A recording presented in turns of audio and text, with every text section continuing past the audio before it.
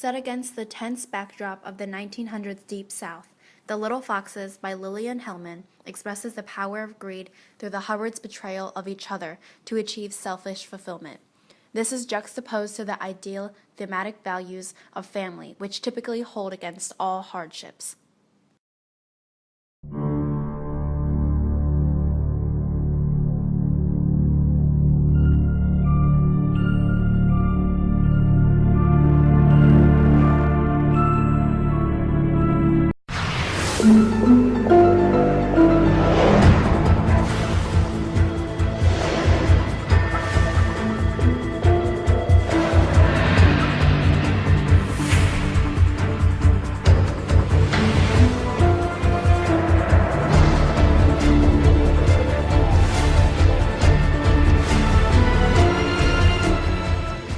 Take us the foxes, the little foxes, that spoil the vines, for our vines have tender grapes.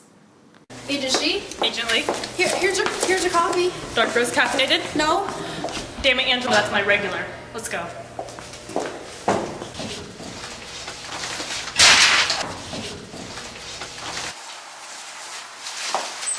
So what's the deal this time? Lady charged with killing her husband and stealing his money. Why'd you do it? Morning, boss. Don't know. What's her name? Regina Giddens. I need stats on this.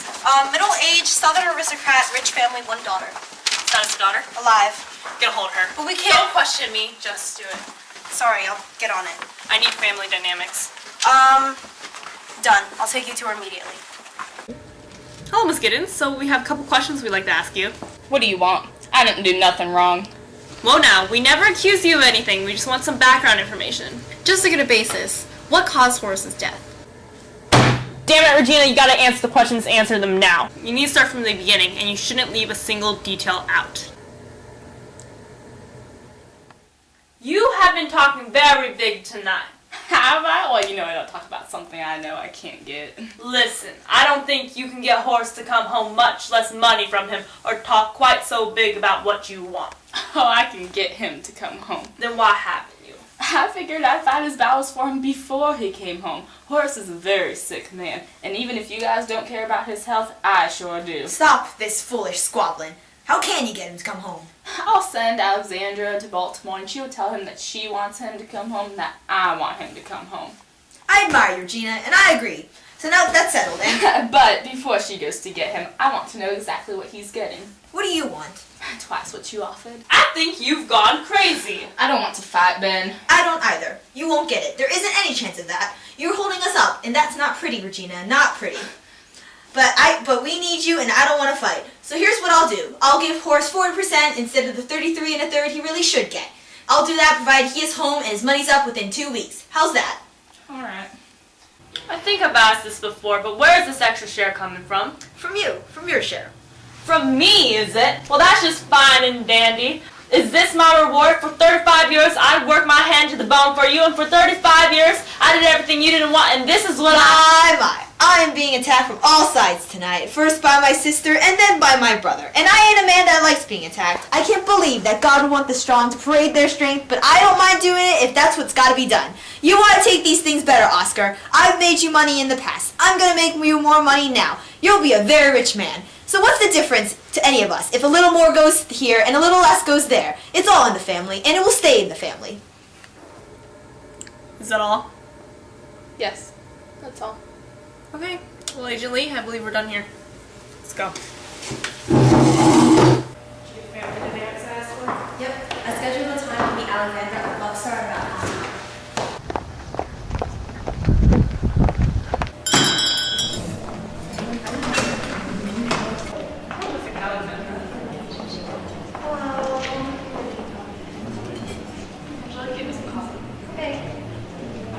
Thank you so much for meeting us here. Your name is Alexandra. We're so sorry for your loss. Coffee? Thank you. So, can you tell us a little about your Aunt Birdie? She didn't do anything.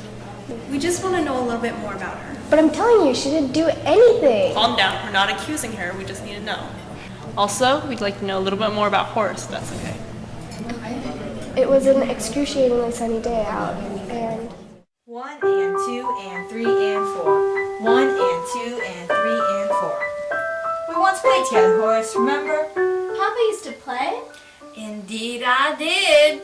I remember so well the time we played together, your papa and me. It was the first time Oscar brought me here to supper. Your papa said he could play the fiddle and he'd be much obliged if I'd play with him. Horace, you haven't heard a word I've said. But we didn't play together after that night. Oscar said he didn't like me to play on the piano. You know what he said that night? Who? Oscar. He said that music made him nervous. He said that he just waited and sat for the next note. He wasn't poking fun. He meant it. Well, your papa don't like to admit it, but he's been mighty kind to me all these years. Often he'd step in when somebody said something, and once he stopped Oscar from... I'm sorry I said that. How did you meet Uncle Oscar? I remember. It was my first big party, at Lionette, and I was so excited. You know, that was the first day I ever saw Oscar Hubbard. My brother, to tease Mama, said maybe we should have invited the Hubbards to the party. He said Mama didn't like them because they kept a store, and he said that it was old-fashioned of her. And then I saw Mama angry for the first time in my life. She said she was old-fashioned enough to not like people who killed animals they couldn't use and who made their money charging awful interest to ignorant niggers and cheating them on what they bought. She was very angry. And then suddenly she laughed and said, "Look, I frightened Bertie out of the hiccups." And so she had. They were all gone.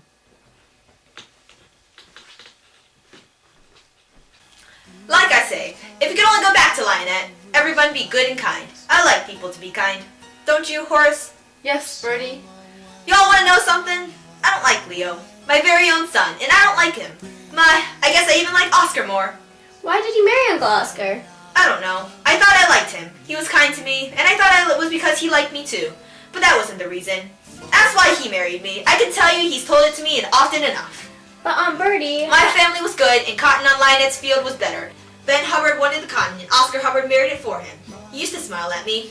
He hasn't smiled at me since. Everybody knew that's what he married me for. Everybody but me. Stupid, stupid me. You're not stupid, Aunt Bertie. Don't say that.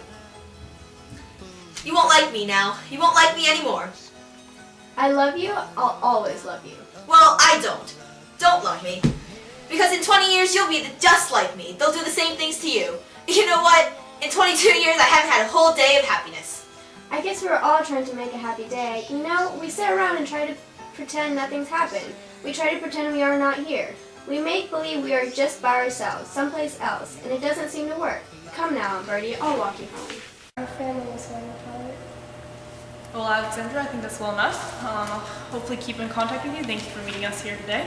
Yes, thank you, Alexandra. We're truly sorry for your loss. All right, Angela, let's go.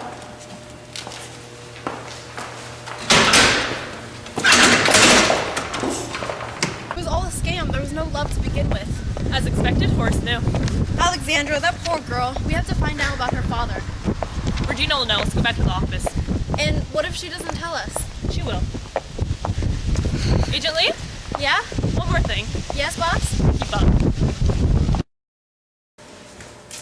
So, what's going on? What's the deal? What do you mean? Don't play with me, Regina! Tell us what really happened. We know something's up. I don't know what you're talking about. You know Alexandra, your daughter. She told us Bertie and Horace weren't in fair share. Horace didn't die just because he's sick. Something happened. What happened in the night of his death? Tell us. But... I think it's best that you listen. Alright. I was there. When did you find out the bonds were gone? Wednesday night. I thought that's what you said. And you have waited 3 days to do anything. This would make a fine story. Couldn't it? This would make a fine story. How could they be such fools? But I'm not gonna hold it over their heads. What? Yes, I'm gonna let them keep the bonds as a loan from you. An $88,000 loan. I think they should be grateful. I see. You are punishing me. But I won't let you. If you don't do anything, I will. Now. You won't, because you can't. It won't do you any good to make trouble, because I shall say that I simply lent them the bonds. You would do that? Yes, for once in your life I am tying your hands. I see. So you are going to let them keep the bonds and let them keep the profit off the bonds, and there's nothing that I can do about that. Is that right? Yes, You will not say anything as long as you live? that's right. There's nothing you can do to them, nothing you can do to me. You hate me very much. No? Oh, I think you do. Anyways, we haven't been very good to each other. But I don't hate you. I've only had contempt for you. I've always had. From the very first? Oh, I think so. But I was in love with you. Why did you marry me? I married you for something. Turned out it was only for this. I can't stand the kind of man you are. I'm lucky, Horace. I've always been lucky. I'm lucky you got heartache so early and so bad.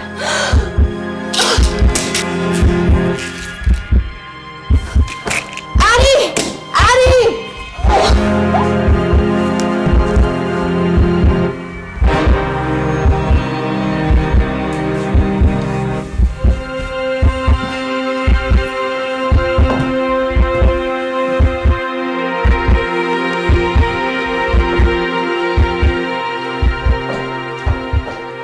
Addie! Addie! That's it. That's it. She was never meant to coexist with her family. Not meant to help out her daughter either. Well, she's out of trouble for now. I think it's sad that despite being family, they were all out for each other's heads. Unfortunately, the world typically does come down to money. I guess so. You know what, Agent Lee? Yes, Agent She? You did a good job today. I'm proud of you. Thanks! Stop smiling. So what's the next case? Man, mid-30s, billionaire, got shot into his pool last weekend. I see. Let's get on it.